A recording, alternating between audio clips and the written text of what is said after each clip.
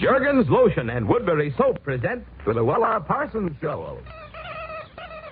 What actress was given $100,000 for a Christmas present? What blonde star will elope any day now? What well-known woman is sick in bed with heartbreak over Clark Gable's marriage? Luella will give you the answers and also take you on a Christmas call to the home of Alan Ladd, where you'll meet Alan and his family as they open Christmas presents.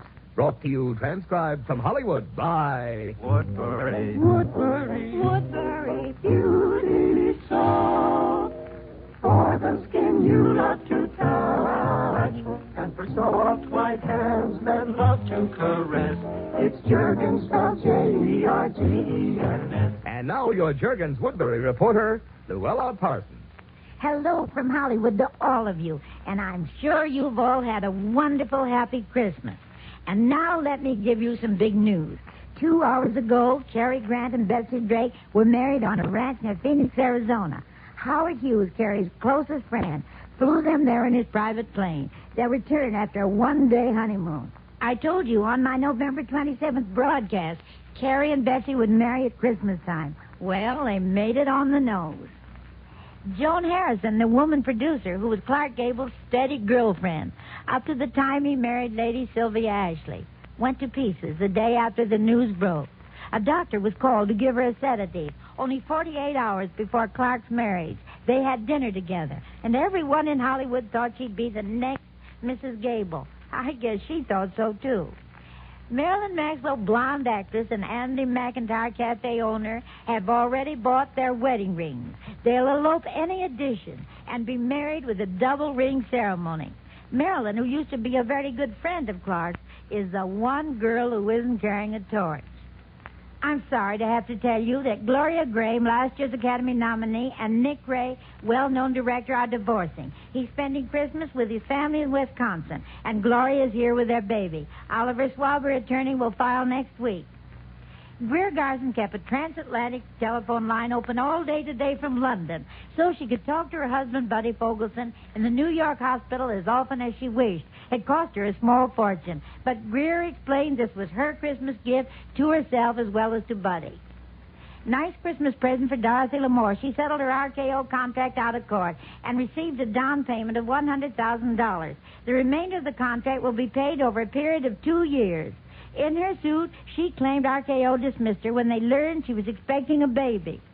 It's too bad there isn't a chance for a reconciliation between Kirk Douglas and his lovely wife, Diana. All week, they've been talking to their lawyers, Arnold Krakauer of New York and Jacques Leslie of Los Angeles, arranging a property settlement. Diana will file the first of the year. Interestingly enough, Krakauer is Kathleen Windsor's new husband. Today, John Egger spent several hours with Shirley Temple and their daughter, Linda Sue. But John didn't go to see Shirley. He went to see the baby and to take her gifts. This was their first meeting since their divorce. But it was Christmas, and for the baby's sake, they wisely forgot their quarrels for the day.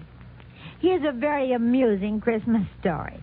Mrs. Gordon McRae overheard her small daughter, Heather, talking to another little girl. "Do you believe in the devil?" the young friend asked. "Of course not," replied Heather. "He's just like Santa Claus. He's only your father." Don't you love that? Death took Leon Schlesinger early this morning. He gave the world Bugs Bunny, Porky Pig, and other famous cartoons. He was sick for a long time. Death behind the wheels of automobiles throughout the nation made Christmas a day of sadness for at least 200 American families. In Los Angeles, an all-time high of 263 drunk driving arrests climaxed Yuletide celebrations. I'm proud of Hollywood.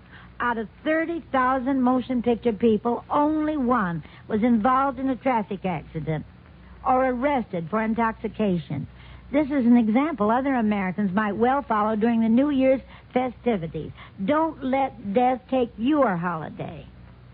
Unhappy Gene Wallace again made headlines.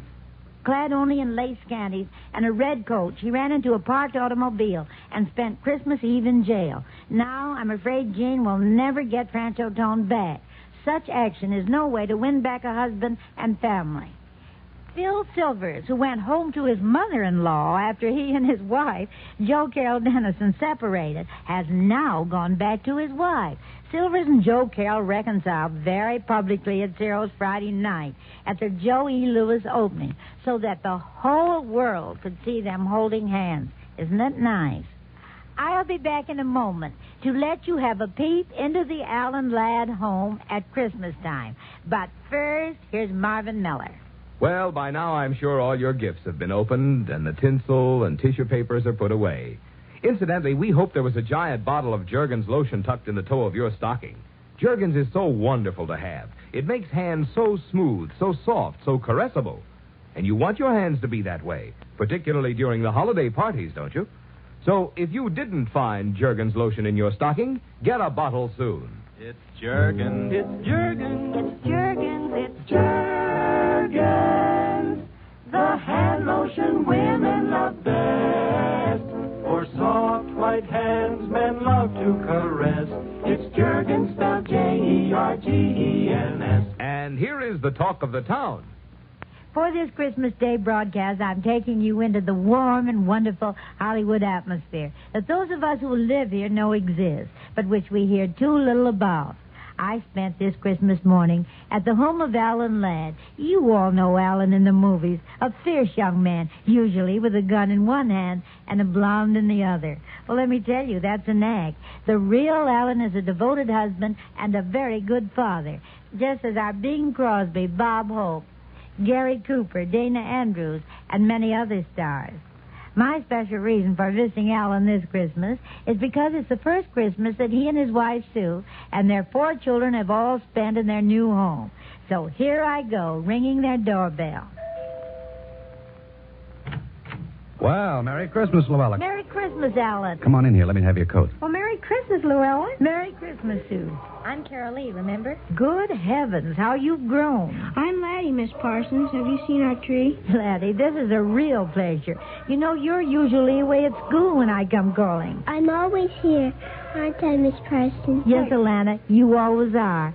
Say, how old are you now? I'm 6.5, and I've got something special I can say for you. Daddy promised. And who is this big man? I'm David. Merry Christmas. Merry Christmas, David. Dad, pack it to me. Let Miss Parsons get into the living room. Oh, it's all right, Alan. Christmas is the one day that children should be seen and heard, just as much as they please. Oh, what a beautiful Christmas tree. I wish you listeners could see this sight. The fire blazing in the big open fireplace. The 4 stockings hanging from the mantel, above which there are oil paintings of the 4 young lads. Their gifts and toys all over the place, under the tree, on the chairs and couches. Some wrapped, some still unwrapped. Dad, pack it to me. Yes, indeed, David, this package is for you. And wait a minute till I get the others I brought. I brought them in already for you, Miss Parsons. Georgie, how nice to see you. You go on forever with Mr. and Mrs. Ladd, don't you? Yes, Miss Parsons, I do. I'm fixing the best second breakfast you ever tasted. Louella, we have to have a second breakfast because there was no holding these Indians after dawn this morning. I had to let them open their stocking gifts, but I haven't unwrapped a single gift of mine. You know, I hate to. The wrappings are so pretty. I always hate to ruin them, even to see what's inside. Carly, you've giggled every time I mentioned wrappings this morning. Mother, I'll get it. Oh, Mother, it's the postman. Where's his present? Right there in the hall closet. Alan, go wish the postman a Merry Christmas. She got a present to me. David, let me give you a present. Here. And Alana, this one is for you. Oh, and here's one for Carol Lee. And now let me see. Where's Laddie? Oh, here it is. A dog. Thank you, Miss Parsons. May I have this, Mommy? May I have this, please? What is it? Louella, can I cut in on these kids for a moment to tell you the sad story of what has happened over the years to Susie's and my gift-giving to one another? From what I've seen of the jewelry you've given Susie in the past, I'd like somebody to make me sad that way. Ah, but that was in the past, Louella. When I was courting Sue, she gave me something like, gold cufflinks for Christmas, and I gave her earrings. But what do you think she gave me last Christmas? A tractor for our ranch. Well, you gave me a broodmare, also for our ranch. Oh, yes. And the year before that, she gave me the ranch's water pipes. Louelle, what he gave me that year was a new ranch kitchen. Well, I must say this sounds like all good marriages. You are both beyond the glitter things and dedicated to values that are permanent and solid. That's why we all admire you so much. Well, thanks, Louella. In Justice to Susie, I want to tell you that I decided not to be quite so practical this year.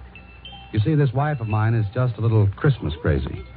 She goes all out for the trappings and tinsel. Now, Alan, just because I'm fussy about how things are wrapped. Louella, you can imagine how hard it is to wrap up a broodmare or a ranch kitchen. But gaze on that little clump of exquisitely wrapped gifts yonder. They're for me, Daddy. No, David, they're for your mother. Oh, Alan, they're so beautiful. Well, I don't even care what's in them. You're sure that isn't going too far? Well, yes and no. Open one now, Susie, will you please? Oh, I'm dying to. Goodness, I've never seen so much paper, and so much tissue, and so much... But where's the gift? I can't find it. Listen, this box is empty. Oh, Alan, you so-and-so, and you, Carolee and Laddie. I know what you've been giggling about. They're not all empty, are they? No, darling. Only that one. Mrs. Ladd, you better come and get them while the pancakes are hot. Georgie, you didn't get your present off the tree yet. Mrs. Ladd, I have no time to stop if you want hot food. Daddy, may I say my prayer now? Louella, do you mind? It's pretty appropriate at a time like this. I'd love to hear it, Alan. Will you say it for us now, please, Alana? Thank you for the world so sweet. Thank you for the food we eat. Thank you for the birds that sing. Thank you, God, for everything. And God bless all the little children in the world. Amen. Alana, that was very sweet. Now, all of you, please, go right ahead with your breakfast. I've got to get back to my broadcasting studio. Alan, I'm so very glad to be here this morning with your family. And let me say this visit proves just what I hoped it would. What's that, Louella? Just that Christmas in Hollywood is exactly like Christmas everywhere else in this country, full of happiness and children's laughter and love. And let us all hope every Christmas will always be like that, all over the world, for everyone. And now, Merry Christmas, everybody. What sends Santa Claus streaking back to the North Pole after he's delivered his packages? What's the magnetic attraction? It's rosy-faced Mrs. Santa Claus with her luscious Woodbury complexion. She says, I need a mild soap in this nippy climate, and Woodbury is wonderful. It smooths my skin, never burns it. Hear that, ladies? There's no skin burn, no rough redness with Woodbury soap. Woodbury contains a real beauty cream ingredient.